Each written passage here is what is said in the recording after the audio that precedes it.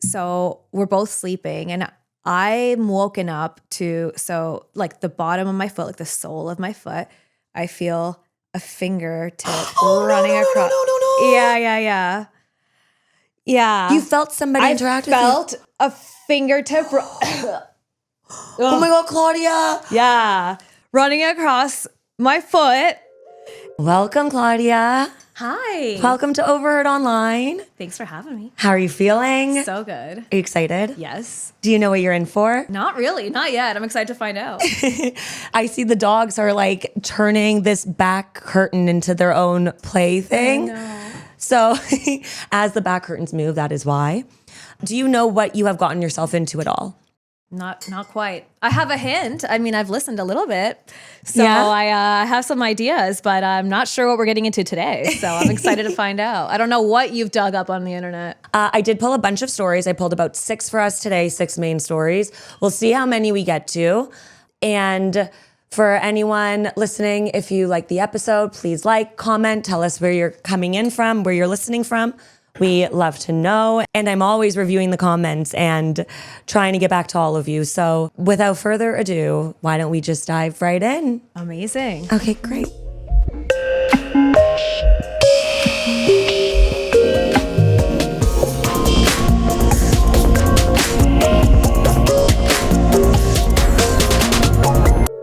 Our first story is titled, I'm Convinced We Died 3 years ago. Okay. It is 2 days old. All of these stories are going to be from r/glitch in the Matrix, so just so everyone knows. OP writes, my best friend and I are currently spiraling because an event we survived together has somehow been rewritten. For reference, we don't drink or do any drugs. We are 22 now, but when we were 19, we went on a trip to a rural coastal area in Greece. We've discussed this specific day a million times over the last 3 years, and our memories of it are identical down to the smallest detail. Yet now everything seems to insist it happened differently. We were staying at a hotel in the middle of nowhere and decided to hike 2 hours along the coast to a restaurant on a remote cape. My friend was all dressed up in platform heels, a long pink skirt, and a white top. Remember this. As we walked into the restaurant, we noticed a group of men all turn their heads towards us. This happened to us on a daily basis since we were conventionally attractive, so we didn't really bat an eye. However, throughout the whole lunch, they kept looking at us and talking to each other, and we couldn't shake this feeling that we were being watched. There were only 2 other couples there, so it felt very pointed. As we left the restaurant, those men got up and followed us out immediately. In front of the restaurant, there were rocks leading into the sea and a few cars parked outside. We decided to take some photos on the rocks, but we saw the men starting to take photos of us. They were also constantly on their phones talking to someone while pointing a camera at us. It was an open area and there wasn't another soul around, so it was obvious. We got really weirded out, but we didn't have anyone to ask for help. We came on the trip alone and didn't want to call or worry our parents, so we decided we should head back to the hotel. For context, I had been vlogging our whole trip so far and was filming absolutely everything, including the entire incident. As we started walking back toward our hotel, we were walking on the rocks that ran parallel to a rural, quiet road. We noticed that the men got in their car and were slowly driving behind us. After about 7 minutes, the rocks finished and the coastline hit a wall where the water met the land. The road we had been following went into a very thick, bushy area. These men were still creeping after us in the car the entire time. We knew if we went down that road into the bushes, they were probably going to try to kidnap us. To avoid the road, we decided to walk through the water to get to the next headland. The tide was quite high over our knees, and we remember filming the whole thing. Us walking through the water with my friend in her platform heels and our long skirt getting soaked. We kept looking back at the men who had stopped the car opposite where we entered the water. They actually got out of the car and were just standing there watching us through the sea. We eventually made it to the other side and sat on a bench, watching them watch us until they finally drove off. The reason we are freaking out is that recently I went to find some footage for my birthday post for my friend. I wanted to make an edit of our iconic moments, and I saw that the footage had completely changed. In the footage of us taking photos by the sea, where it was definitely just us and those men, there are suddenly random women in bikinis right beside us who weren't there. Most importantly, the footage of us in the water is now somehow timestamped on a completely different day, and we were wearing different clothing, which means that going to that restaurant and walking through the water happened on different days. To add to that, the men and their car are nowhere to be seen. I watched the 20 minutes of us in the water, and I never once mentioned the car or panned the camera towards them. It just looks like we're randomly walking through deep water for no reason. We are both 100% sure we filmed those men while we were walking through the water. We talked about them in the video and afterwards for the vlog.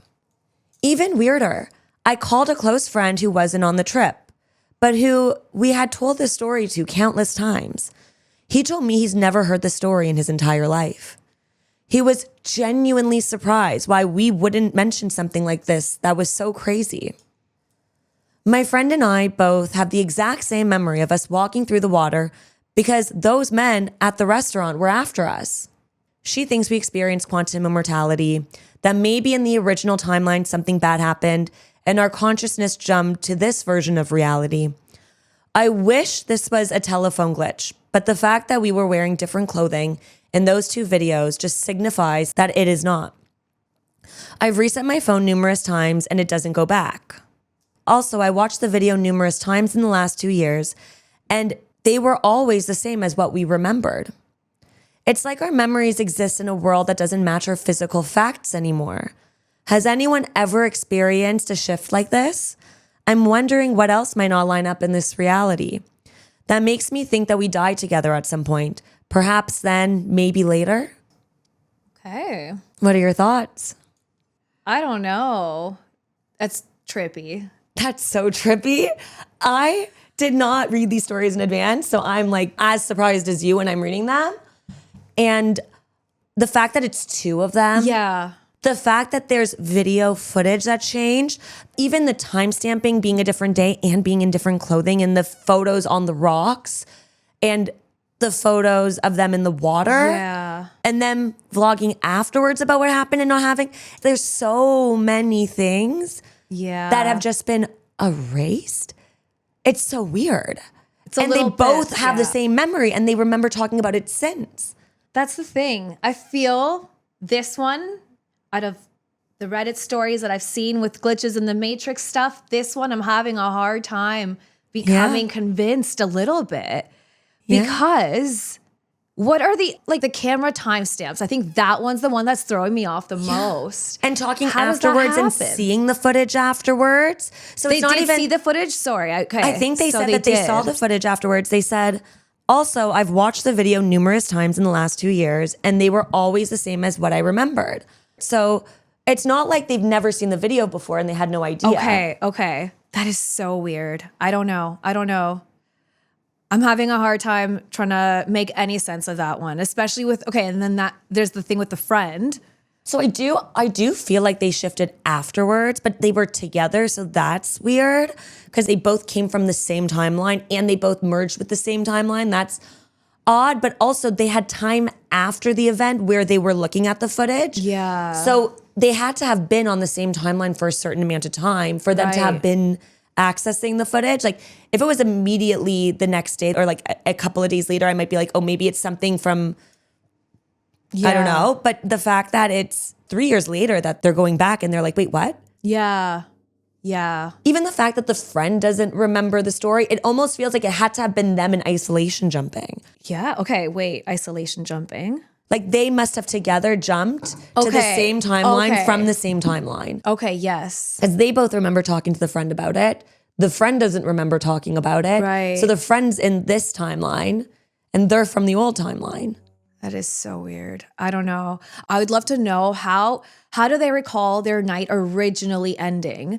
Because what happened in between the events to the next morning, maybe something happened overnight, you know? Well, they said that they vlogged about it afterwards. So it must have resolved in a way where they ended up back at their hotel room vlogging. And then 3 years later, without them knowing, and now they're going back to that night. That's almost like the flare that something happened because they're looking at the photos and they're like, wait, why do we look different? Why is it on two different? Because I think she said that she was looking for a post for a birthday. So she was going through old footage. And that's when she realized that they were wearing something different and she got confused. And then she spoke to her friend and they remember it the same. Okay, so I wonder if they told the story, it is possible that their memory's not 100%. And by telling the story, they almost created a false memory. Like maybe they actually merged the 2 days together in their retelling of the stories over time. Yeah. And because they talk about the event, maybe they have created a false memory. That's always like maybe a possibility. they merged the 2 days. That's always a possibility. I feel like, but it's so specific that they were scared about the guy, so they ended up in the water. Like that's a weird coincidence. Yeah. No, that's very detailed. She's like, why else would we be recording ourselves in the water and like she was like weirded out. She's like, why else would we be recording ourselves if it wasn't the same day? I don't know. It's uneasy, and I'm a person that doesn't trust my memory very well. I don't trust mine at all. Sometimes I wonder if there's a term for this, but I don't quite remember it. But it's the idea that if quantum immortality were a thing, it could almost be localized to an area. So let's say that there are separate timelines and people jump when they die or when they pass away or when something happens, their consciousness jumps to the closest timeline or one that they're able to merge with. Let's assume that's true. Then technically, we never go extinct as a species because let's say that there was a nuclear bomb. Right. Everyone who died would jump together to the nearest timeline where there wasn't, where they all survived. So on a local scale, let's assume that literally there's an event like a meteor hits the world or something happens. Technically, everyone who dies just jumps to the timeline where it just missed. Mm-hmm. So some people live in the timeline where half the population died, but everyone who died jumps together to the one where it just missed. So So I almost feel like in a localized way, these two people jump together at some point to a different timeline where they have the same up until a certain point memory.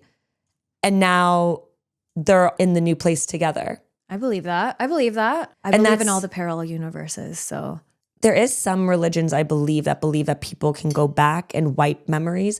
It almost makes me think of, it's not the Adjustment Bureau, but I think that there's a movie where they go back and they make little like butterfly effect moments. They go back and they wipe something or they change something and then the world corrects. Like in simulation theory, there's a way to like go back and fix the code and then everything is adjusted as though that event happened that way and then they're able to avoid catastrophic things. Does that make sense? Yeah.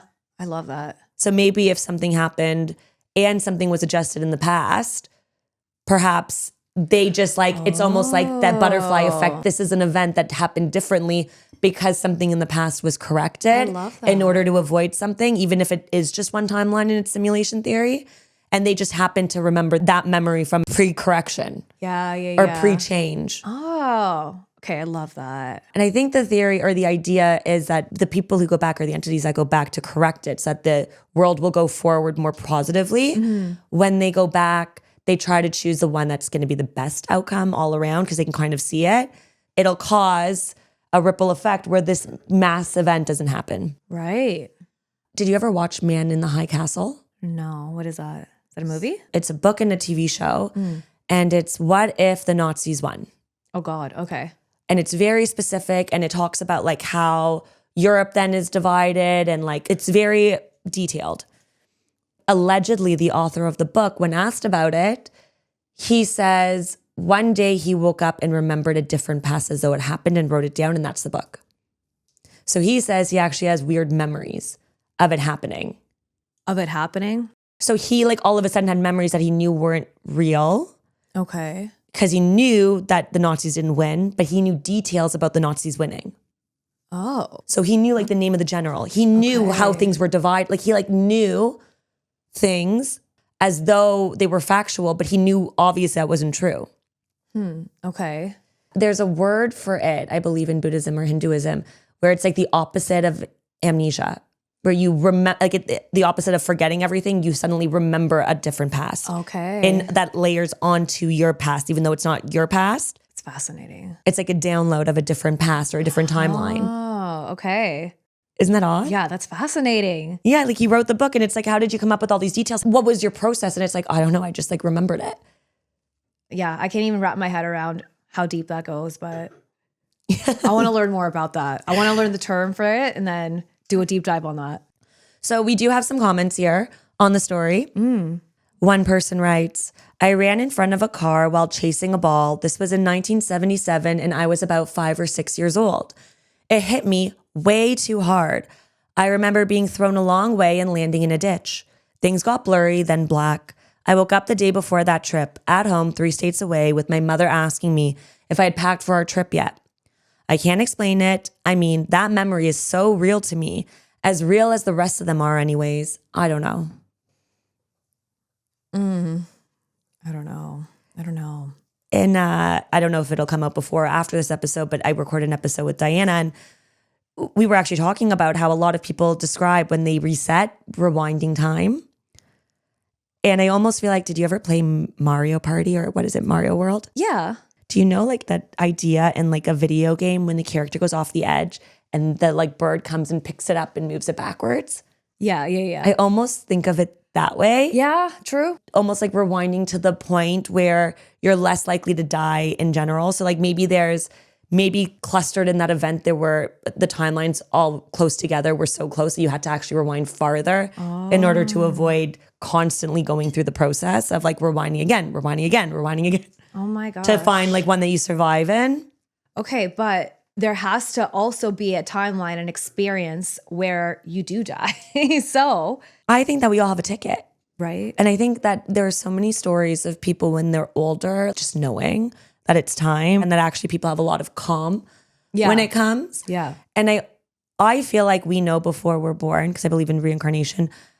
I read Journey of Souls, which I talk about all the time, but there's a lot that he talks about in that just resonates with me and like resonates with different religions. It's basically a mapping out of what happens in between lives. And a part of it is choosing your life and choosing your quests. And I think that we all have like, before we choose our life, we almost see what the options are and what challenges we want to choose to overcome. And it's almost like if you play on hard, you're more likely to accelerate as a soul. And like when you come back up, have gone farther, or you can have an easy, like you choose. Right. And we have a certain amount of actual time that we have to do those things. And we know how long we're going to have. Sometimes we only have a short period of time on purpose. Sometimes that's the lesson, right? Sometimes we're meant to teach somebody else a lesson. So something happens to us at a young age and there's like a soul contract where we agree to do it. And then I think up until then, we are brought back. Like we have quantum immortality or like rewind in simulation theory up until that time. And then we go up. Yeah. And I do almost feel like there's certain moments that we know, even coming into it, where it's an off-ramp if we want it. So I almost feel like some near-death experiences when people talk to somebody, I think that we knew like, hey, that'll be a point that you get to decide whether you want to stay or come back. So sometimes it's not your time, like, or you know, when people say, I wanted to stay and they said it's not your time and put me back. That's a common theme with a lot of near-death experiences. I wonder if sometimes you know that you're not supposed to go back to the spirit world. And sometimes we have a choice. Sometimes it's actually an off-ramp. You know, there was a story I once read about somebody who had passed and they said they had to convince them it was actually their choice in the end. And one of the things that whoever their guide was or whoever was convincing them, whatever was convincing them, was they showed them almost like virtually, because when you're there, it was a visual representation of all the people that they would directly help if they stayed and all the people they would directly help if they stayed. And just those two levels of seeing how many people were in front of them visually was enough to make them choose to stay, because they had I want to say it was like a suicide NDE or something. Okay. And they like really didn't want to go back. Okay, so we have another comment. Do you want to hear the next one? Yes. So someone writes, my family doesn't remember me getting launched from our raft while whitewater rafting and getting separated as the rapids pushed me away. It's a long story, but a man did help pull me out of the rapids once I was able to grab a hold of a fallen down tree that led to shore. I chalk that up to my parents forgetting things due to trauma, and my brother forgetting because he didn't file it away as an important memory. But I stand by it to this day. It happened. Similarly, I almost drowned at a wave pool inside some kind of amusement park. I thought it was Six Flags, but my family all tells me that we've never been to Six Flags. It must have been somewhere else then. But naturally, they also say that they don't remember that one. I may have been about 8, but I played it off as if nothing happened so my mom wouldn't suffocate me with more rules. Other than that, I can think of loads of Mandela effects, if that counts. That counts. That is so weird, though. Mm-hmm. I don't know what to make of any of these. I don't know. I think because have you had an experience like this ever? I have. I've talked about it before. In order to not bother people with the details every single time, I had a car accident, which is how this was born, this whole thing. And well, I was always interested in these topics before. I definitely researched them, but I was trying to research if my experience was unique. So I knew it was going to happen. I can't explain any other way. There was like a kind of knowing that I was going into something. I always drive up north. I have driven to Detroit many times. Enough times, to Montreal enough times. I go up north all the time. My parents have a cottage up north. For some reason, I just didn't want to do this drive to my friend's birthday cottage. I asked if anyone had room for me. No one did. Somebody offered to come. Divya, who's on one of these episodes, actually, we talk about it on that episode.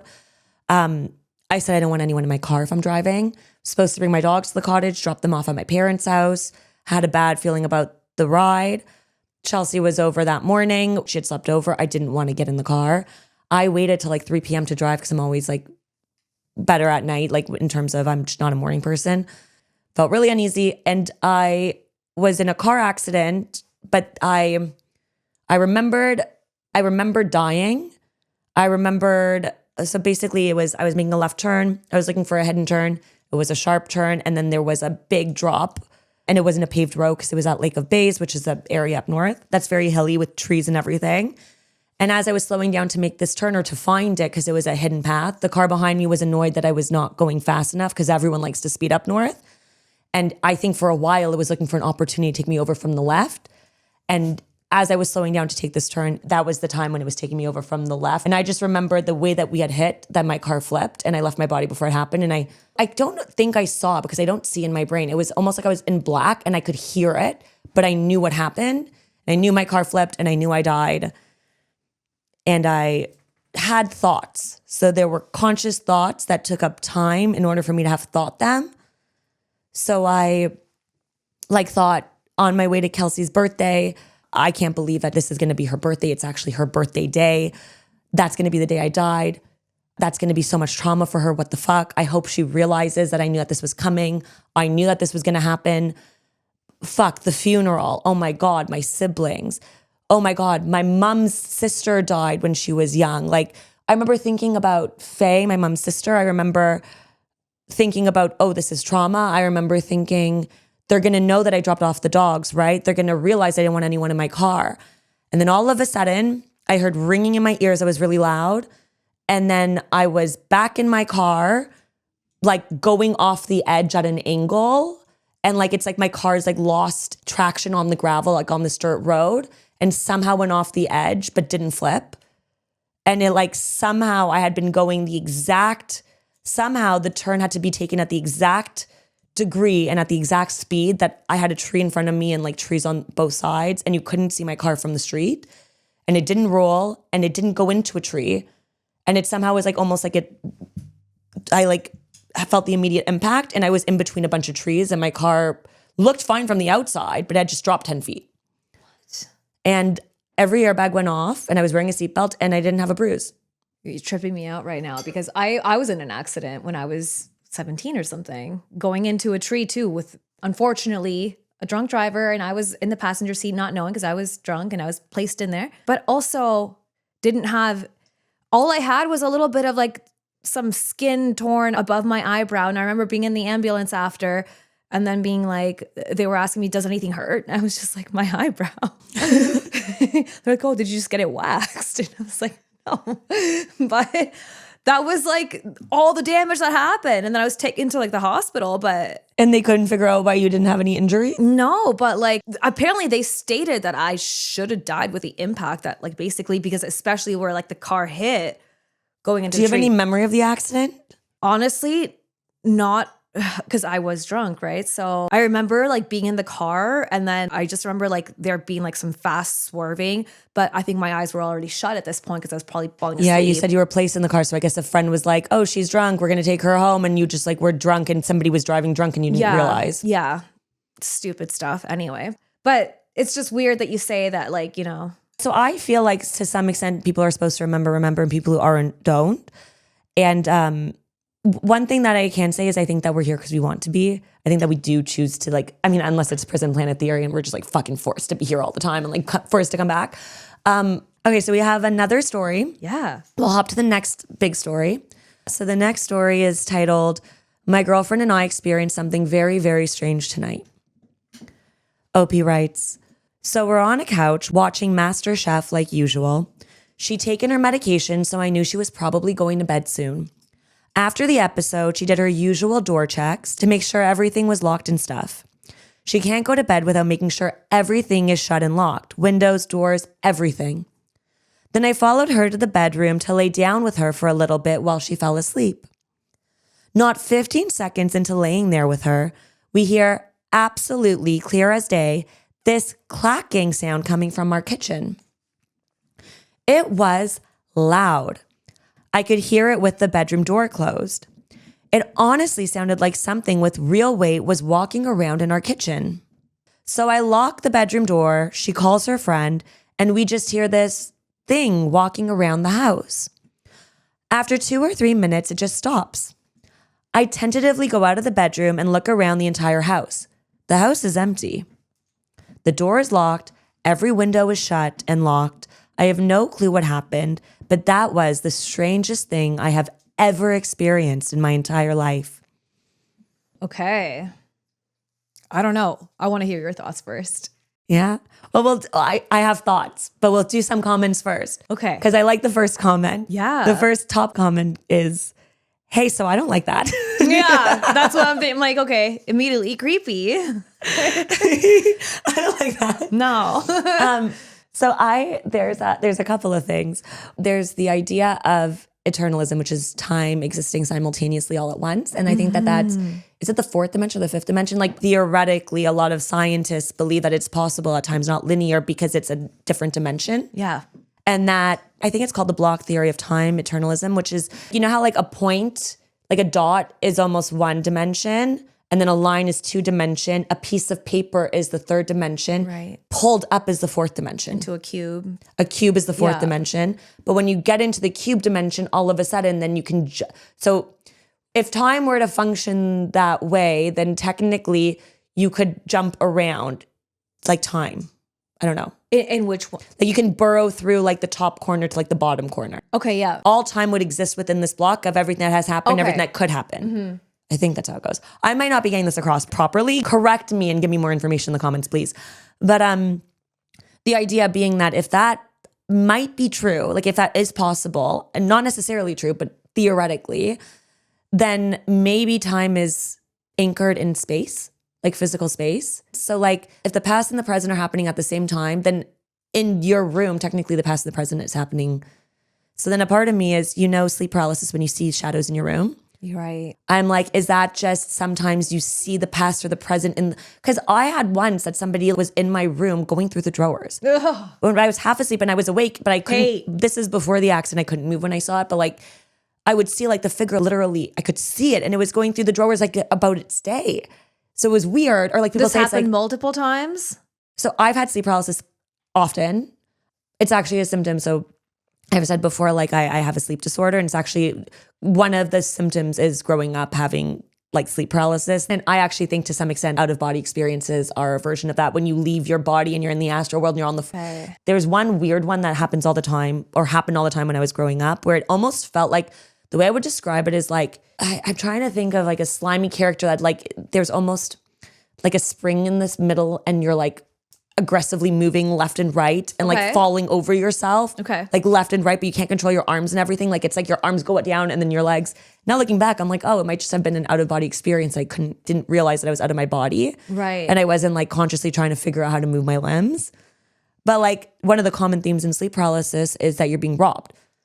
But I wonder if that's just like seeing the past or the present like as a shadow almost. it slips a little bit or the veil becomes kind of close and you see the past or the present, or maybe if it's many worlds theory, maybe the realities are about to merge, like two timelines are about to merge because sometimes they collapse into itself and you're actually seeing another version of you in the room, like in another timeline doing, and like you're seeing the shadows of, like you're seeing the shadow when you're in this in between of when the timelines are getting close together and you're the one going through the drawers.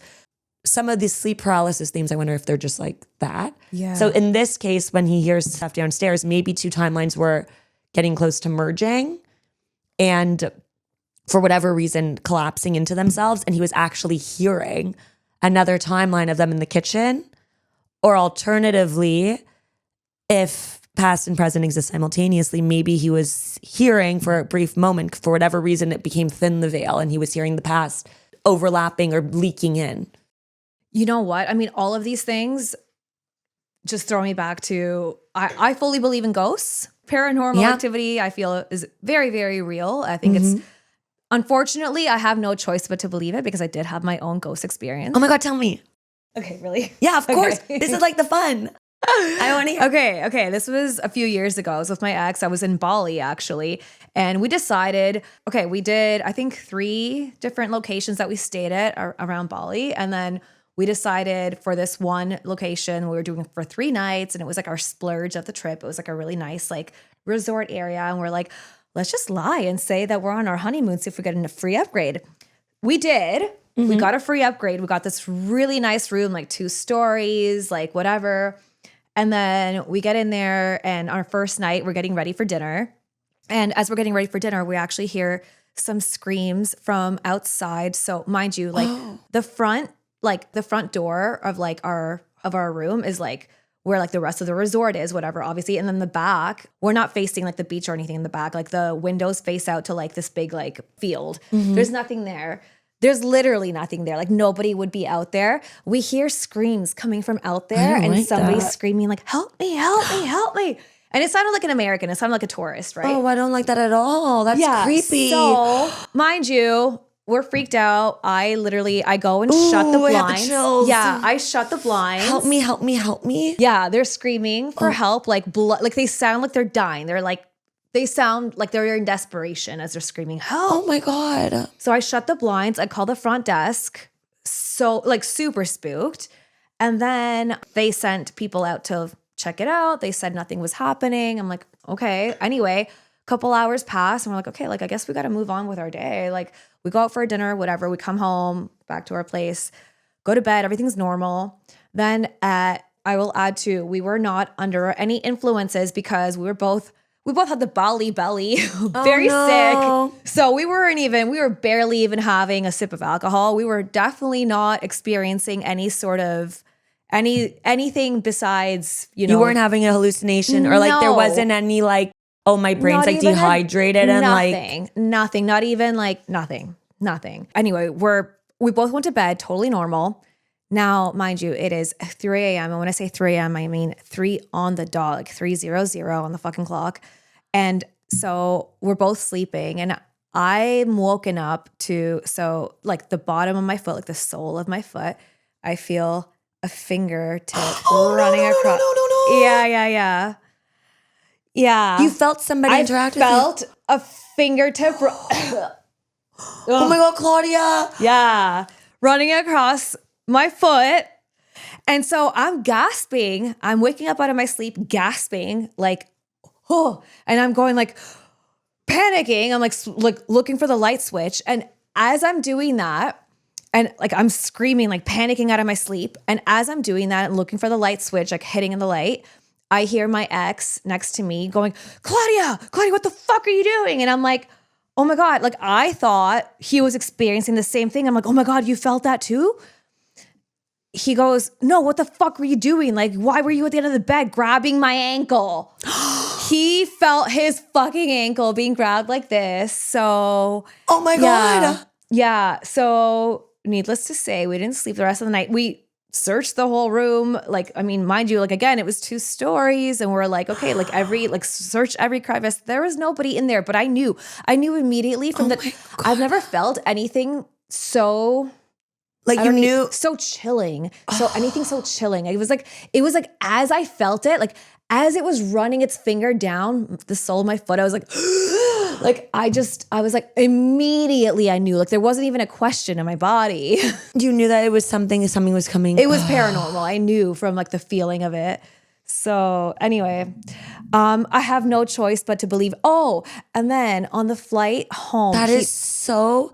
By the way, I've heard ghost stories before. That's a really creepy one. Yeah, This is yeah. like actually one that, and sometimes when people tell a story specifically, I get like this feeling in my bones, like not just like the chills, but just like and I feel like it hits when you can tell that somebody's telling the truth of what they experienced versus like unfortunately, yeah. you can really tell. And like sometimes when people tell a story, it's just like, God, I can feel that it happened, and I can feel like yeah, very real. so Unfortunately, crazy. And I can't think of anything that would feel to you like a finger into him, like having his ankle grab. I can't yeah. think of anything. yeah, it still icks me out thinking about that. And then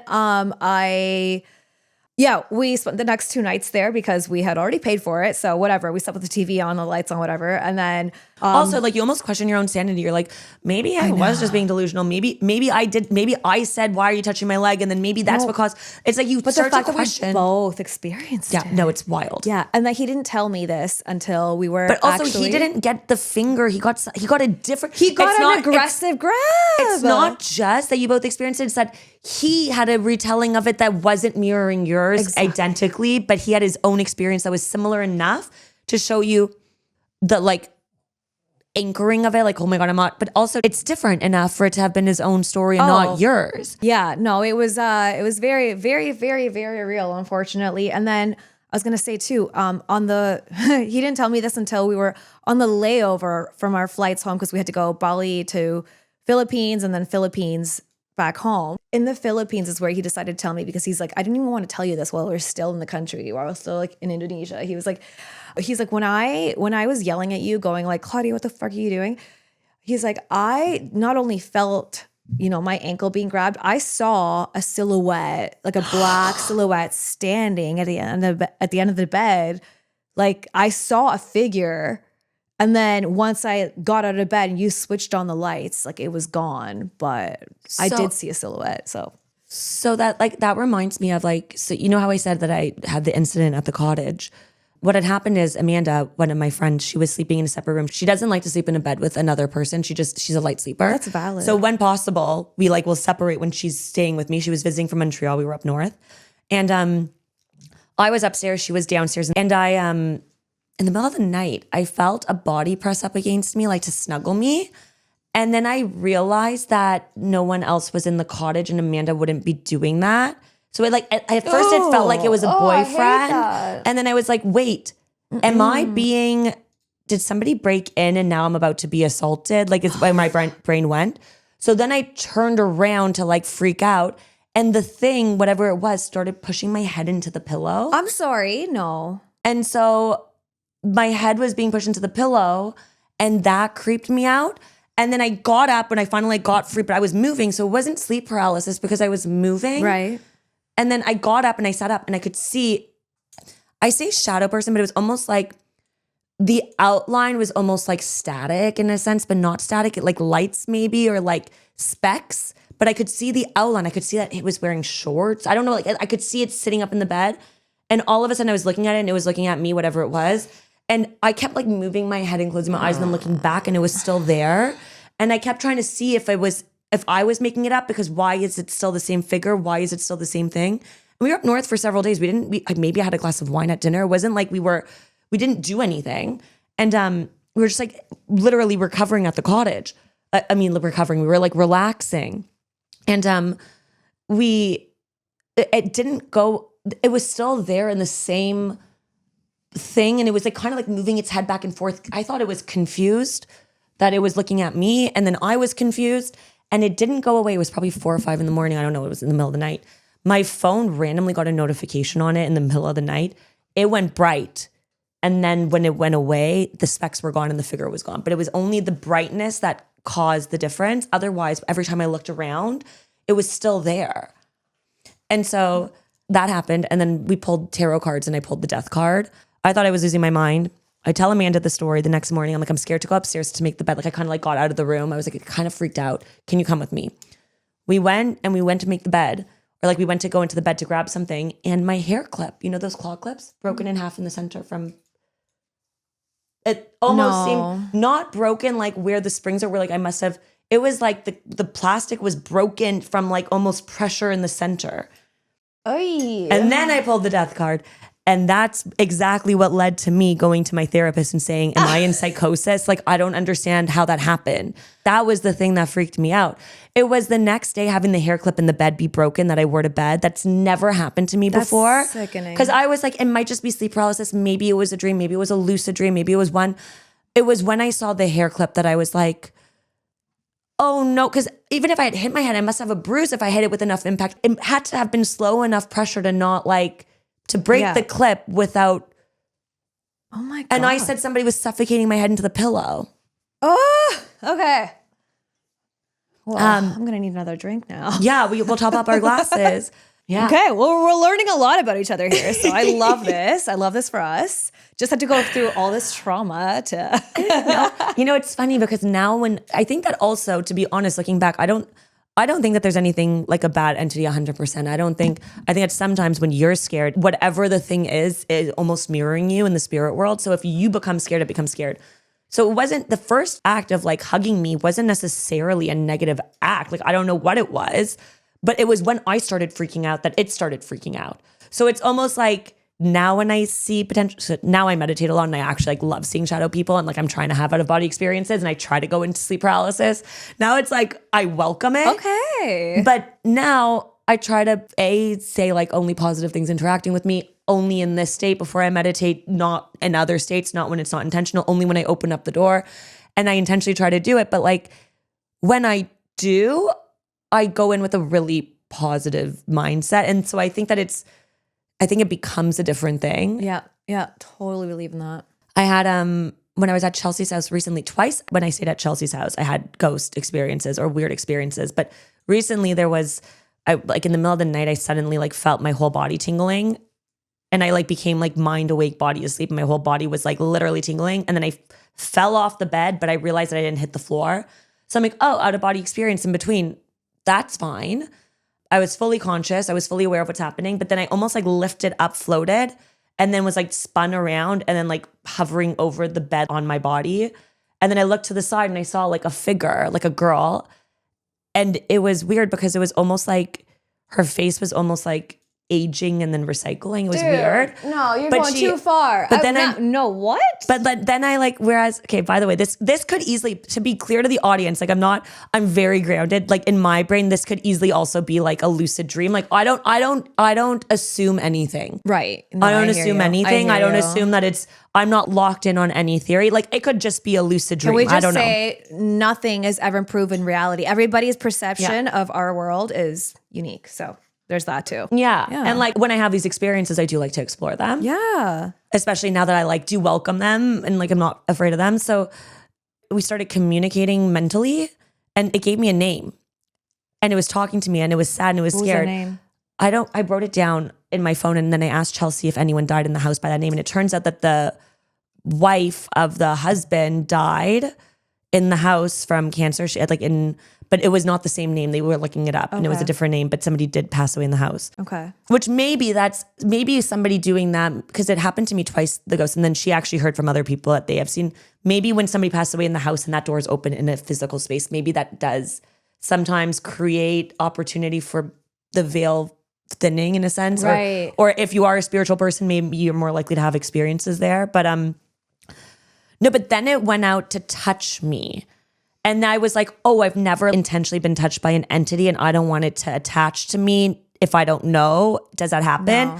And so then I was like, I'm going to wake myself up and look this up and then hopefully I can come back to you to talk to you. And I woke myself up, opened up my phone, wrote down the name and then looked up if you're in the in-between and something touches you, will it? Like I was like looking on threads to like see what's like. But like even the fact that I was so conscious in that moment that I had the wherewithal to be like, I'm so sorry, whatever the name is. I'll look it up after. I'll show you after. I don't know if you're supposed to touch me. I'll come back if I can. And then literally in that moment, woke up and pulled out my phone to look it up. Whoa. that's why I'm like, is it a lucid dream? No, I love this. I love And this. we weren't, it was the night we had recovered after Christmas the whole day. So it was the day after that. So it wasn't, we Okay. actually didn't drink at all or anything. It wasn't even like, it was. I get it. Yeah. Yeah. You're like, I know what I experienced. But then I felt bad because on threads, people who are mediums and stuff, they said if you see one of those souls, oftentimes they don't know that they're dead. And that actually, one of the things you can say is look for the light, find the light. So a loved one will be waiting for you or something. And that oftentimes that soul doesn't come back to the space. Like they are able, like you try to encourage them when you're able to communicate, and touching is fine. I felt bad that I didn't do that because I was like, shit. But you don't have to. I know, but like now I know. For That's anyone listening, whole- apparently if you see something and you think it's a spirit that like, or a ghost, you're supposed to, so maybe that girl did die, and maybe because you heard her, she was like confused, and maybe It was a grown man. it was a man. The fact that you have that detail, It was definitely a grown man. that's I mean, worse. the voice was, and it was. Oh, the voice was. I thought you said the silhouette. silhouette. Was the silhouette a grown man too? It was a big enough, tall enough, big enough. Yeah, so I wonder if maybe when he passed away, maybe because you heard him and you were concerned, like That's what I'm saying. telepathically, he was like, he was Exactly. confused. So he was like, "What's going on?" Like touching, and because it was such an overlap. That's what I'm saying. Is almost because like we picked up on his screams anyway. Oh, I don't know. No, you were saying something before. What were you on? Ghosts. Telling them to go to the light. Oh, okay. So yeah, so it's like they don't even know they're dead. I don't know. Sometimes in the in between, if they don't know, but maybe if time's not linear, you could be seeing the ghost around the time of a passing or something. Yeah. Even if, and I don't think time works the same in the spirit world. I think God, that if no. something interesting in Journey of Souls, which is one of the reasons block theory is a cool thing when it comes to time. They say that when you choose your life, you can choose. It's not linear. You can choose to go to the 1800s for a life. Yes. You can go back for a Yes. so actually when people fully. say I'm this person Yeah. reincarnated, actually doesn't make sense because all time's happening all the time. Yeah. You might be, your soul actually might be divided and you might actually be living I that can life be at the same somebody time. from- But like yeah. you lived that life, but you're not a reincarnation of that person. You could have just Right. gone back.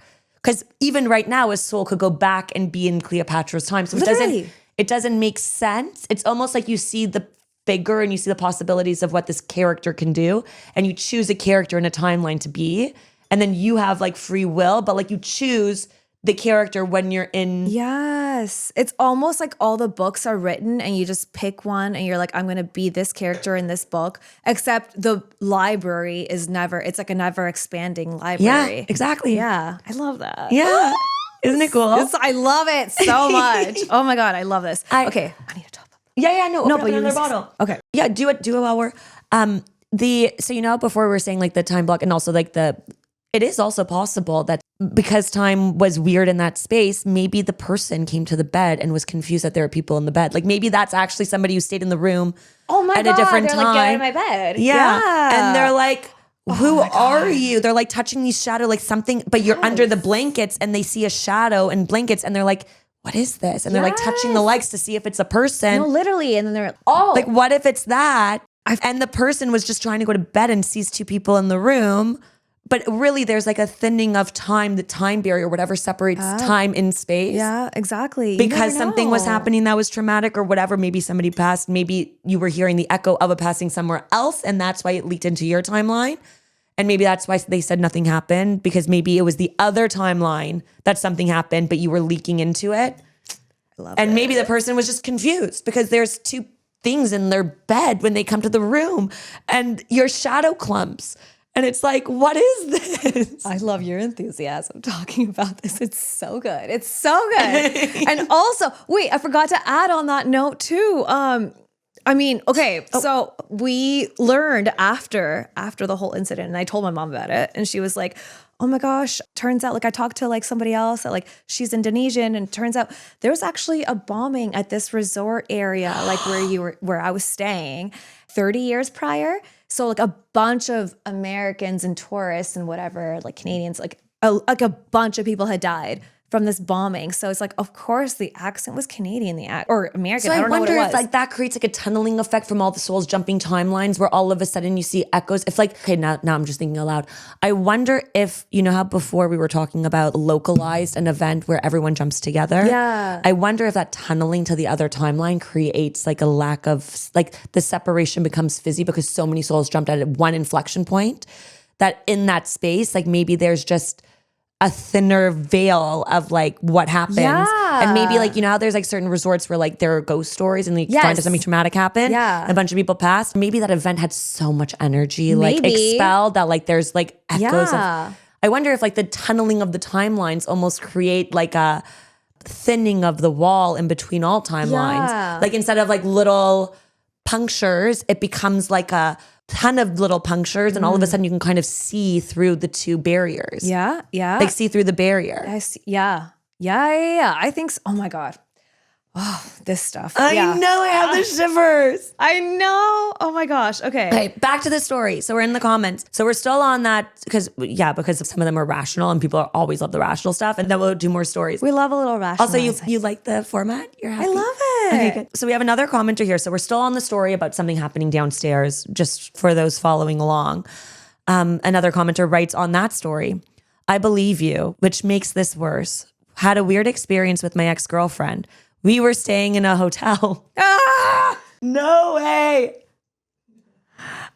We were dozing off and she moved and we clearly both felt what we had come to recognize at home as our cat jumping off the bed when we moved around. He would sleep between my legs and I'd always, without fail, move to my side and blump, he'd jump off. Thing is, he wasn't there. We even heard a heavy thump of whatever it was land on the floor. We slept with the lights on, no explanation to possibly conceive for this. What are the chances that ties so well into every... I have not read these in advance. I literally have not. No, I believe you. I know. This is so This is weird. literally the idea of maybe time is blend. Like he heard his cat, but the cat wasn't there. But they both heard the cat do this thing where the cat...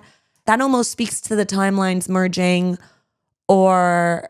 the time being like another time merging with the past or the present hearing an echo, or two timelines about to merge and you're kind of seeing the layers of them.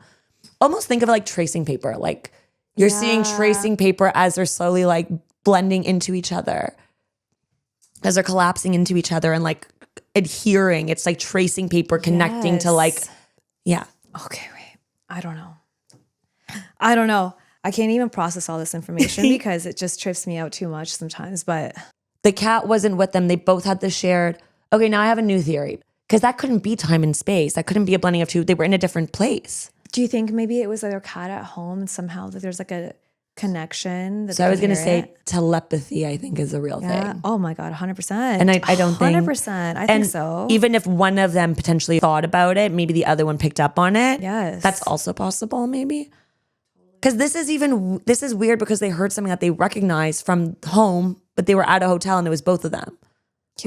Now that throws all my other theories about the other stuff like into complete disarray in my brain. You know what? I don't think we're meant to make any sense of any of our realities. I think it's just all a mystery, a wonder, and just marvel at it and appreciate for what you have. I don't know. I always say the smartest people know that they know nothing. And the people who you can tell if somebody is grounded, if they understand that if you believe in this kind of thing, or in my view, if you believe in religion, same shit. If you hold that to be a possible truth, then you understand that all truths are possible. Yes. Like how can you be somebody who has faith in religion and not believe that it's possible that any religion could be right? Oh my God, yeah. I love exploring these topics from a place of this is what I think is the most likely thing right now, but most likely doesn't mean 100% likely. Of course. Would I throw my weight around and like but be like... nobody has the answers. Yeah. And we're not supposed to. We're not supposed to. No, we're definitely We're not here to have the answers. We're here to want to wonder and... Mm-hmm. If we were meant to, then why would they wipe our brains when we're born? Yeah.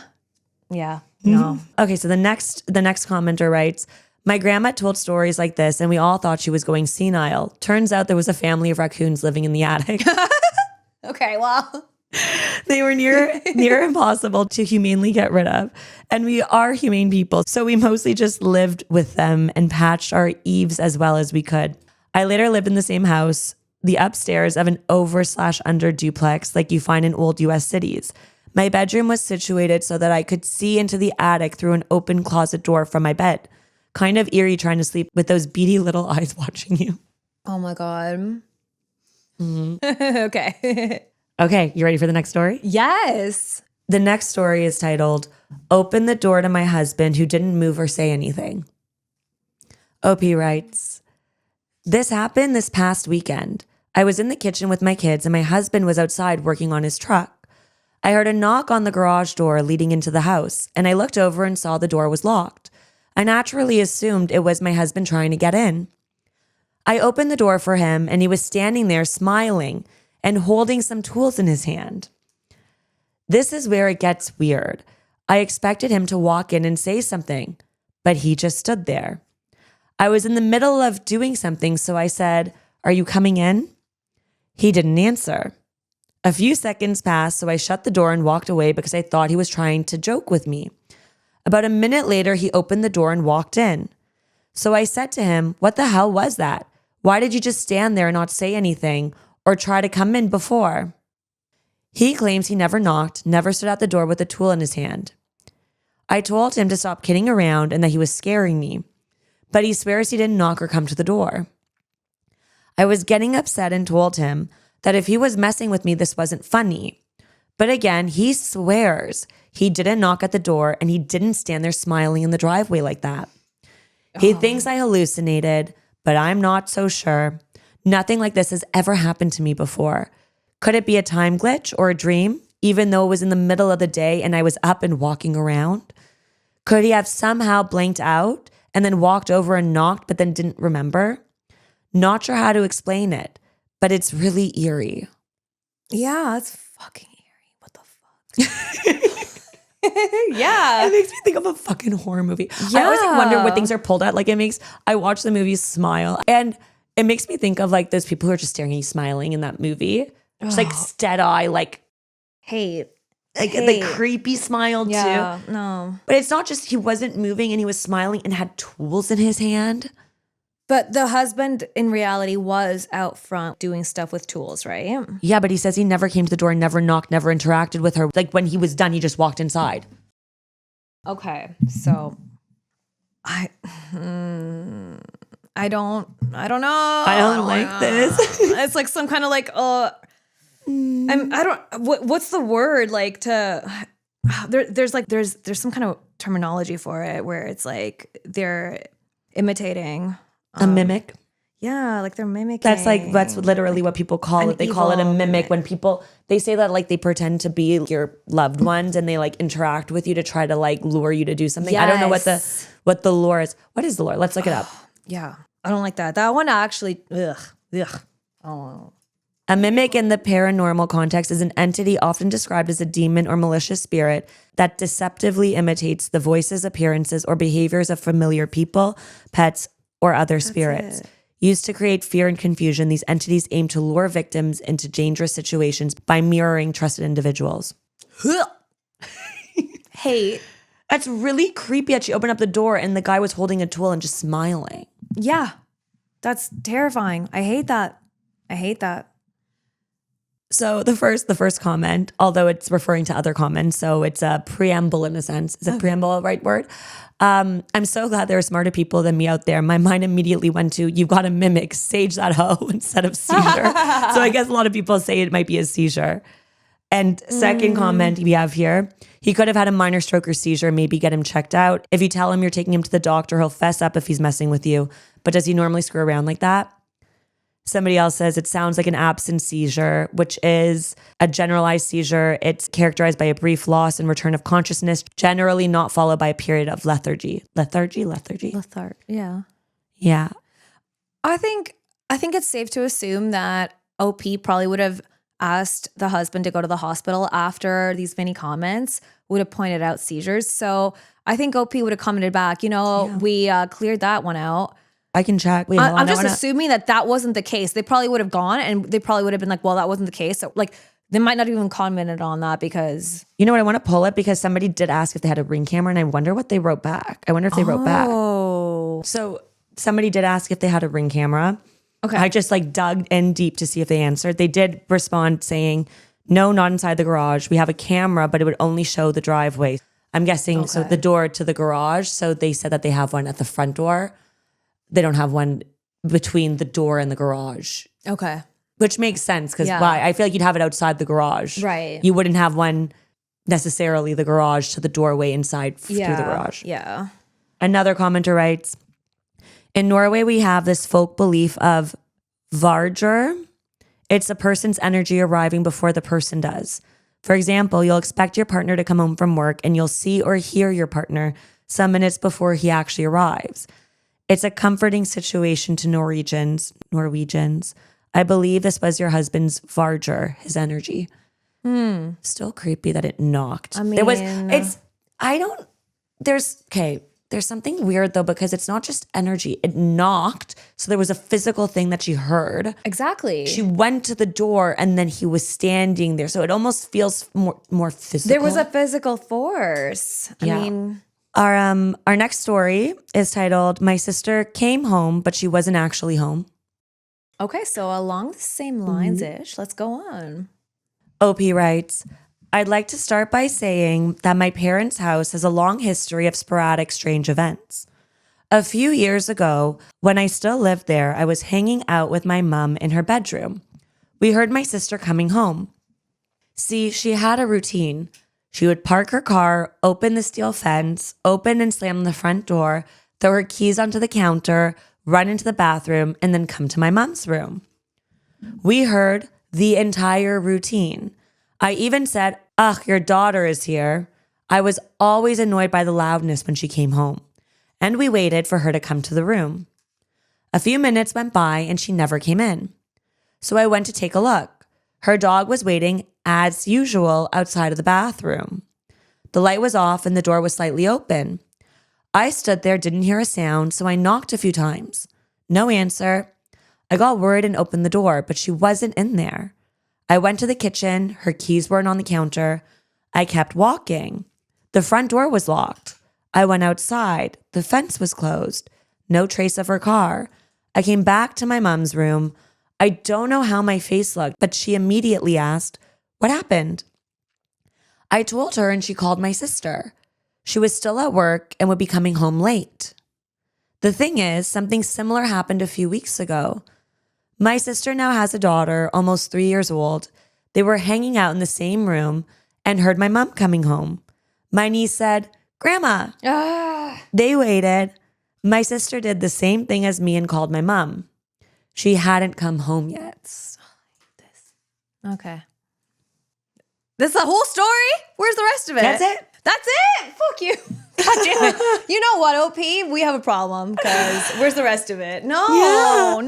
These stories, like, they don't necessarily have, like, conclusions because there is no conclusion. I guess so. Like, that's it. Fuck. Like, I don't know what to say. I don't want to go to your house ever. That's all I have to say. Well, maybe the, like, veil leaked twice. No, the veil's non-existent at that house is what it seems like. I wonder again if like they were hearing a different time or a different timeline of the sister coming home and she wasn't home because the two timelines were different. Yeah, I don't know. It was so creepy. Okay, we've already talked about this theme, so we're going to jump into the comments. Yeah. One person writes, it's the dog. That's the part that gets me. No. Dogs have a sense when one of the human family members will be arriving home a few minutes before they arrive. So I guess the fact that the dog was waiting. They heard the keys. So they heard the keys, the people upstairs, so the sister and her mom. But the dog was standing by the door waiting for her. So it's the fact that when they came downstairs, the dog was doing the routine as though the dog had sense that the sister was coming home. I get that, but what would explain the keys? No, nothing. It's wild. It's not just that they heard it. It's that also the dog picked up on it. And the dog was acting as though the sister had come home and was waiting outside the bathroom. I'm trying to rationalize it. I don't think there is. That's why it's a glitch in the Matrix. Yeah. Somebody else writes, these types of things really happen. My girlfriend walked out of the bathroom and put her toothbrush onto a towel on a small table. She then said, see you tonight, and walked down the stairs and went out the door. As I always did, I then went over to my front window and watched her get in the car, pull backwards down the driveway, and then drive away down the street. Seconds later, she walked out of the bathroom again and did the exact same thing. I actually sat on my stairs for about 20 minutes in shock at what had just happened. I believe it. Yeah. Another commenter says, I experienced something similar growing up in our family home. Car pulling into the driveway, car door slamming, back doors opening, groceries placed on the back steps. I'd go to the back door, greeting my family member as I went, and no one was there. Doors closed, driveway empty, me confused. I used to wonder if it was some almost useless psychic gift, but now I'm starting to think it's either a type of auditory doppelganger or a weird sort of time echo, as mentioned in one of the earlier comments. I haven't experienced it in any other place. Oh, see, it's so funny. What are the chances? Somebody else writes, I'm thinking more of a parallel universe bug. 2 universes on the same plane for a split second. Yeah, I love it. Yeah. You know what's funny too is as we got started, the very first story, I think the more we get into it, the more I'm like, no, like it's so real because there are so many things that, like there wouldn't be this many anecdotes if people weren't experiencing. Let's just say even only 10% of it was true. From It's what still people a are common theme that there's exactly. There's it's enough of it. It's enough. It's repeated in ways that are repetitive enough to show that there are anchoring points that something is happening, Yes. but distinct enough to be like, even if a bunch of people are just like pulling from these stories and then making their own stories and like doing it for whatever reason and like making creative, they didn't happen to them. There are enough of them that you're like, okay, some of them have to be true. No, 100%. And also, as somebody who experienced something, I think that there's something going on. Oh yeah. And like, Oh, there's something. and like they're variable enough that they're clearly not copy pasted. And the details are just so creepy. Yeah. No, and you feel like a certain chill. I don't know. Yeah, no, my only point is just it's too real. It's all too real. Even if you try to be skeptical, which I think I try to be sometimes because I don't like to trip out so much. But then sometimes I'm like, you know what? This is just embrace it. This is what reality, this is what our lives are. If the moments are meant to find you, then they will. And if you project that you're scared, then it's going to be scary. And if you try to like sit in it, then It's like hopefully whatever you it is. make It's going to pass anyways. It's going to pass. It's what you make it. I think one of the wild things, especially since my near-death experience, sorry, Mom, that I'm going to say this because I don't know if I've told you this. I'm actually not afraid of things as much as I was before because like the idea of like death and all that doesn't scare me in the same way. Same. Because I'm just kind of like, if it happens, it Same. happens and like whatever. Like I'm like not scared of things I'm in the not way scared, that no. But also a part of me is like, I think that there are timelines that I almost believe that it might be both simulation theory and many worlds theory because I don't believe in mass on mass every time a quantum thing interacts. I think that idea of physical space, I struggle with the concept. So what people don't, so you know the difference between many worlds theory and simulation theory, the two leading quantum mechanic theories on how physics works and the world works. Many worlds theory and simulation theory. Okay. Yeah. Simulation theory, think Matrix. Many worlds theory, think Doctor Strange. Okay. And the multiverse. Okay. Yeah. Many worlds theory is basically the idea that every time a quantum thing interacts, the universe divides the entire universe. Okay. Yeah. But when you think of a quantum thing, people associate it with a decision. It's not it doesn't, the idea of the physical world dividing is quantum things, and an atom is a quantum thing. So your cells are constantly regenerating. When your cells interact, the universe divides. Do you understand what infinity times infinity when you take that into account Impossible. is? It's like nobody can comprehend the that. idea that every single physical thing, every time a cell or an atom moves and interacts with another one, it doubles. No. It splits. Yeah, It's just, we to can't me, comprehend that. but like simulation theory basically says everything's a simulation and you like rewind in a sense. Okay. I almost think that it's possible that both are like, maybe the simulation is running several parallel timelines and then they collapse into each other or they rewind it. I wonder if simulation theory doesn't necessarily mean only one timeline at a time. In simulation theory, I wonder if you could program it to be decisions are what breaks it up. Like you could program it in a way that you still have an echo of many worlds theory mapped onto simulation theory, I think. So I still do believe in other timelines. And I think that you could technically map the idea of quantum immortality onto simulation theory, where some people simultaneously deal with your death when you jump. And maybe that's what they have to do. So maybe consciously your consciousness jumps around the simulation and multiple timelines, but there's only so many of what's happening in the world. And then they collapse it when they know, or they rewind and then collapse it when they know what's the better one with the better outcome for, like, you know what I mean? And so you could still have an echo of many worlds theory in simulation theory without having it be mass on mass in terms of physical things being real. Erin, TBH. I'm feeling the wine right now, but the way that you're speaking is so sexy. I'm feeling all of it because no, I love it. Okay, so wait. So do you still think that our souls have their own agency in terms of 100% decision making then? I almost like there's this idea called quantum fractal patterns, which is that all of the universe is almost a copy paste of patterns. So an example of this would be, I'm going to show you I'm going to pull up. So this is an idea of a fractal, a pattern that repeats itself within itself. Mm-hmm. That's a fractal. It's almost, think of like a kaleidoscope, but when you zoom out and zoom in, no matter how far you go in, it's the same pattern. It keeps on repeating itself. And no matter how far you go out, it's the same sequence and same pattern. Okay. And it almost like goes into itself, like folding into itself, like, actually, now I'm thinking it's almost like a rebel, which is I'm going to show you another photo. Yes. So a rebel is basically, or is it called the rebel? Okay, you know that idea of like recycling as like that like idea of like energy going down and then coming out the bottom and then coming back up and then recycling? Yes. Think of like a pattern is almost like you go in and then it goes out and then it comes back in. So a pattern can actually be confined to repeat within itself. Okay. Why was I saying that? Oh, because I think that all things are patterns. And, now I forget what I was saying. Where were we going? Where was I? I can't rewind it and figure it out. What were we saying? Consciously, what are we doing? Yeah. Okay, so I almost wonder if the same person is like think of like an octopus that has tentacles. Mm-hmm. Do you know that octopus are like basically aliens of the world? Do you know the whole thing about how their DNA is like literally different and we've never seen the sequence of DNA the way it? Yeah. If you want to know why aliens haven't like revealed themselves, an octopus, which is actually like the smartest animal who is so smart, they might be here. And what we did is we hunted them down and then decided to eat them. And they're like, fuck you guys, we're not helping you with anything. We're not going to try to communicate with you. We're going to hide in the ocean.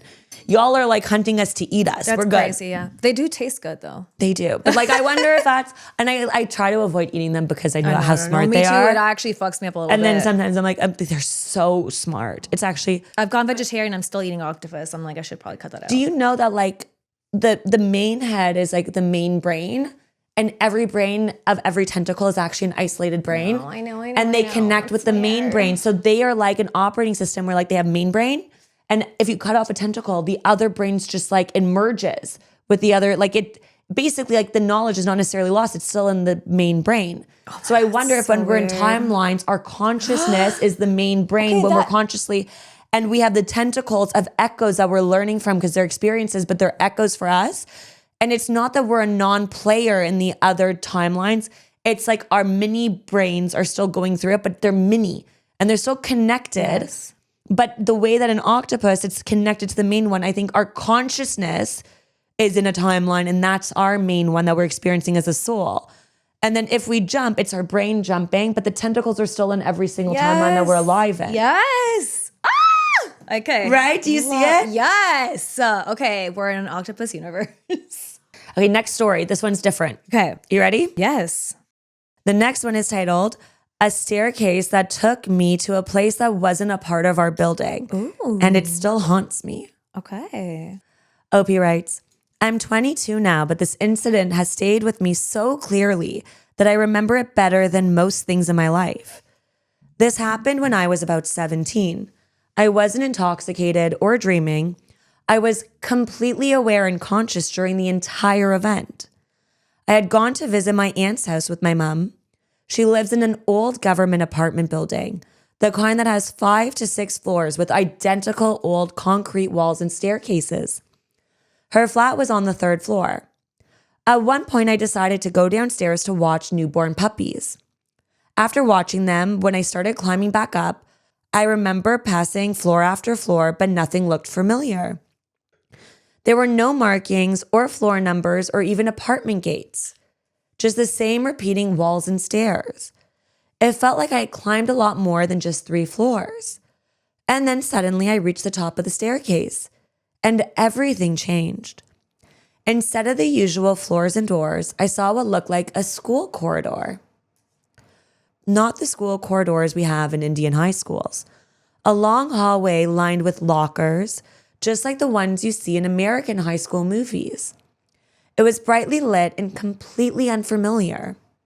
And there were kids inside who felt like they were not Indian, going about like it was totally normal. I just stood there on the staircase, shocked, staring, wondering what these kids were doing here and why this old building had something that looked so clean and good. I remember very clearly a young black girl looked at me from inside the corridor and waved or said hi. She smiled like I was supposed to be there. I didn't respond. I was frozen. Then I slowly turned around and walked back down the stairs. As I climbed down, the same old staircase returned, the usual old walls and layout, and as soon as I passed one more level down, I was suddenly at the familiar third floor again. Everything was normal. Out of confusion, I went back up again. This time, it was just a fourth floor apartment. There was no corridor, lockers, students, no black girl who waved at me. I even asked my aunt later if there was any school nearby or if the building had any sort of renovated sections. She had no idea what I was talking about and said there was nothing like that. She assumed I was daydreaming, but I know I wasn't. This wasn't a dream. It felt way too real. The lighting, the walls, the girl, the way I recall her noticing me. It was all so vivid. I still remember every single detail. I've had dreams and I've had hallucinations, and this was not one of them. This felt like I slipped into another version of reality for a few minutes. I have no explanation for this, but it happened and I haven't forgotten it ever since. Didn't have the courage to discuss this with someone before they declare me crazy. Was this a time slip, a dimension bleed, a liminal space event, or something else? If anyone's experienced anything like this, please reply. I'm not crazy. I'm a working man. Okay. What do you think? I honestly, I don't know. I've heard too many stories like this before where... Are you baffled? Yeah, yes and no, because I feel like the whole like stepping into like the wrong Yeah. it's almost like you're stepping into the wrong place at the wrong time type of thing. Have you heard of like the back rooms? Yes. Okay. So I don't fully know. Okay, I'm gonna look up the definition because Yes, I want to be like whatever. One of the things that I love to say is sometimes I think I know something and I'm always wanting to correct myself and look it up because I want to make sure I'm okay with like being wrong. Yeah. Back rooms. You got to admit that you're wrong. You got to admit that you don't know. You got to admit that you want to learn. So the back rooms is an internet-born creepypasta representing a liminal space, an eerie, abandoned, or transitional place like an empty office or hotel corridor that just feels wrong. It's a non-physical dimension often described as infinite maze-like and dimly lit, damp yellow wallpaper, reality accessed by accidentally note clipping, phasing out of normal reality. Okay. So I don't know if this is that. So I almost feel like if it is a simulation and if it is coded like data, what our reality is if it's like created by code, and if there are simultaneously multiple versions of the simulation happening at the same time, then it's theoretically possible that there's some dead code in there. So like things that were built that might connect in a sense, but might be like a glitch in terms of how it connects that's empty, or like repeating because it was never fully finished. So like a dead code that wasn't fully, it becomes like when they say like a maze and like a pattern, almost like I said before, the fractal of like a pattern repeating. It's like if there's like a little bit of dead code of something that was coded off of a branch, I think that is what a backroom could be. But this sounds like there were conscious people in it. So I don't think it applies. Because he said that a girl interacted with him. Yeah. So like a backroom is empty, it's dead, there's no one there. So you consciously almost like slip into this like code accidentally. Okay. It's almost like, let's say you're like on the code and you accidentally clip out, you jump into that room and you're like, whoa, I'm not supposed to be here. So you go back to whatever the doorway was. Right. And then you continue along the like code that you're supposed to be on. Okay, so let's scrap the back room. Yeah, sorry. Scrap the back room then. But alternate, I don't know, some kind of alternate universe that he stepped into for like a split second. I don't know. So we'll go into the comments just because I don't have theories on this really. Like, I don't know. I don't even know where to Because go like the with that, physical no. space, the fact that the other person, like it seemed like the other person felt like they belonged there. The fact that they felt like the person was saying hi to them. It's almost like for a hot second, I would almost be like maybe if their soul is living to, because, okay, now I'm thinking, because now I have a theory. In Journey of Souls, one of the things that they talk about is that your soul can choose to split. Like you can have two main brains operating at the same time if you choose to, where you're connected to the same soul, like a fractal, but you choose to split. Yeah. And you have two physical experiences simultaneously. Is it possible that he decided to split his consciousness to do two like levels at the same time? Right. And for a brief moment, something happened in the code where his consciousness was seeing what the other one was experiencing. Like he saw the other one. But then I think about the fact that he walked up the stairs too much, like that it was ongoing. Because if there was like an opened up the door and then it was a different reality, then I'd be like, oh, that. But there's the fact that he said that it was going on for forever and the physical space around him changed. That makes me question that. But technically his consciousness could be living two primary physical experiences simultaneously, and he clipped into the other one for a brief moment where all of a sudden he saw what the other one was seeing. I don't fucking know. I don't know. So somebody, our first commenter writes, when I hear stories like this, I always say the same thing. Be glad you had a round trip ticket. I wonder how often something like this happens to somebody and it's a one-way trip and they're never seen or heard from again. I think this may explain some of the missing person cases where a person is there 1 minute and then gone the next, never to be seen or heard from again. No, I hate that. I hate Somebody that. else, you know, it's in one of, I think it was Kelsey's episode, we talked about it. Because there are stories like this. This is not a random phenomenon. There was a story about people being in a field and then they were they like walk through like this area and then it became like arches and it was a long walk and then they ended up in like the Fae land. Like people were small. It was like old. It was weird. And they got this eerie feeling that if they didn't leave and turn around within a certain amount of time, they'd be stuck. Yeah. And so I was saying to Kelsey, would you stay, do you think? Yeah. And I was like, I'd have to trust in, because Kelsey was like, I would want to see, like there was no tech or anything. She's like, I'd want to ask questions. I think I'd be interested. I think when these people went back to this field, that wasn't there. And the field was limited in space. Like they walked and it wasn't there. Right. But I was like, what would you do? And I think what we came to, like our conclusion is we'd have to trust our intuition. Yeah. If we started feeling panicked, that's our guide being like, get the 100%. fuck out of there. Like you're going to be body. stuck. All you have is your physical body experience. So if your body's saying this is where I'm meant to be, you might hop into an alternate reality and you might be like, you know what? I was meant to be here. I'm going to stay here. I don't know. It is kind of crazy to think about, though. Yeah. Yeah. The next comment. So do you want to hear the next comment? Yes. Somebody writes, this is true, as shocking as it may seem. This is an actual phenomenon that happens. For reasons unknown, sometimes portals open and take people to other places, somewhere in the multiverse. I guess those places are not even in this universe and sometimes not on Earth. Where do these portals lead to? Nowhere good, that's for sure. We don't know that. I don't know that either. I believe in like yin and yang is a reflection. Everything good has a negative and everything negative has a positive. So anything that exists in the world has to have a positive and negative expression. So I don't believe that it's true that nowhere good. Me too. Maybe nowhere good for the people you leave behind. But like if this does exist, there is no way that 100% time it's bad. I don't believe in anything Being 100% bad or 100% good. Literally. Literally Thank yin you. and yang. That's literally what that means. Literally. That's the only thing I think, guys, if I'm saying that wrong, please correct me. No, but the only thing I believe in is balance. That like everything. You have to have balance. I think it's that there's balance, but there's a 0.01 tipping towards good always, and that's how the balance works. Okay. So there's like I don't know where. This is one of the things where I'm just saying something off the corner of my brain. I feel like I know this to be true, but it could be wrong. So I might be wrong. Don't quote me on this. The idea of yin and yang imbalance is actually there's always a 0.001 or something towards good. And that's how it recycles to make sure that it's able to recycle, because there has to be, in order for the fractal to work, it can't be 100% balanced. There has to be like a little bit. Okay. And it has to be such a small amount, but there has to be a little bit leaning one way. And the way that it's able to recycle is having a little bit of everything being like a little bit good. I love and it. That's how energy's able to like. I love it so like, much.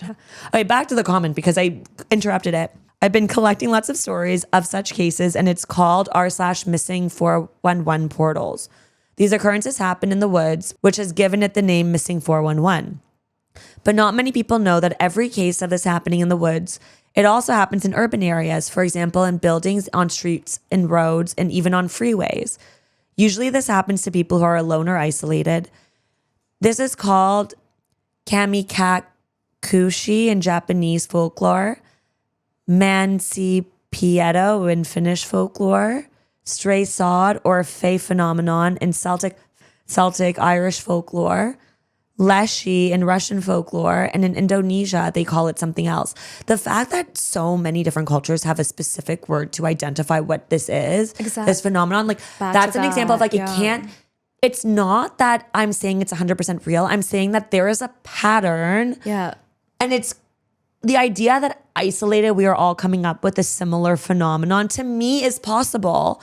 Like when we're going through and we're all hallucinating the same phenomenon, it's possible. I just think it's less likely than it all being connected. Yes. Or with like one thing that is true. Like I think it's possible, but less likely than it actually being something. Yeah. So the commenter writes, my explanation for this strange phenomenon is that people walk into invisible portals and end up somewhere else. Who is creating these portals? I don't know. It could be spirits. It could be interdimensional entities. It could be aliens. It could be time-traveling magical wizards. It could be devils. But they use liminal spaces such as paths in the woods, between two trees, clearings and fields, back roads, streets and cities, freeway exits, doors inside of buildings, hallway arches, staircases, elevators, shopping malls, and subway stations as portals. The reason they use liminal spaces is because they symbolize transition from one place to another. These portals themselves are completely invisible. You can literally walk into them without realizing. They are transparent, sometimes only having a ripple or heat wave effect, like a light distortion underwater. Whoever creates these portals uses liminal spaces as an anchor. You can usually create a free-floating portal in the middle of nowhere. It must be anchored to a liminal space because of symbolism. Two places in space-time in the multiverse are mapped to each other, anchored to the liminal space. The other places may even be in another dimension entirely. I've come to the conclusion that the universe is a natural simulation, like a computer simulation. Thoughts are like a computer code. Magic is like hacking the code. Symbolism and rituals arranged in certain ways create effects on reality. That's why they use liminal spaces as anchors. They are encoded in the universe as transitional spaces. I think these are dream worlds, pocket universes created by powerful beings who can teleport people into them. Wild. Yeah.